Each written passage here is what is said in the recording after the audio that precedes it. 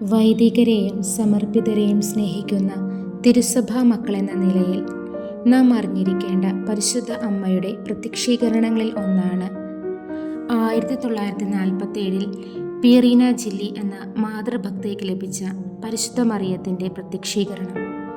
ഇതറിയപ്പെടുന്നത് റോസാ മിസ്റ്റിക്ക എന്ന പേരിലാണ്.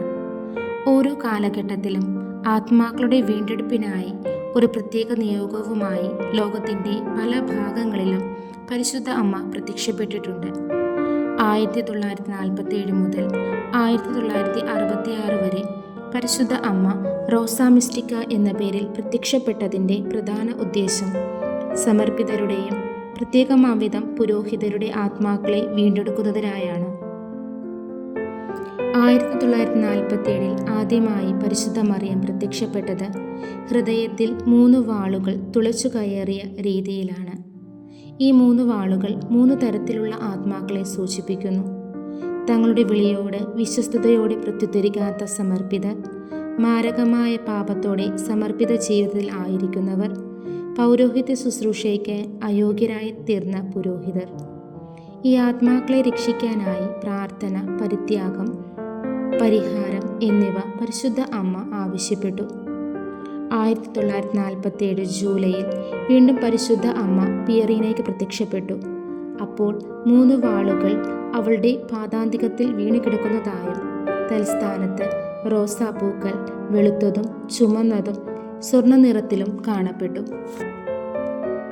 ഈ 3 റോസാപുഷ്പങ്ങൾ സൂചിപ്പിക്കുന്നത് പ്രാർത്ഥന, പരിത്യാഗം, പ്രായശ്ചിത്തം എന്നിവയാണ്.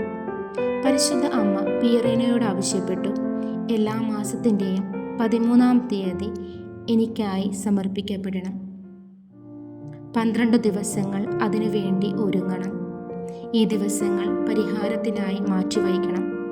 സമർപ്പിതരായ വ്യക്തികൾ ചെയ്യുന്ന നിന്ദനങ്ങൾക്ക് പരിഹാരമായി അവരുടെ പാപങ്ങൾ വഴി എൻ്റെയും എൻ്റെ പുത്രൻ്റെയും ഹൃദയങ്ങൾ പിളർക്കപ്പെട്ടിരിക്കുന്നു.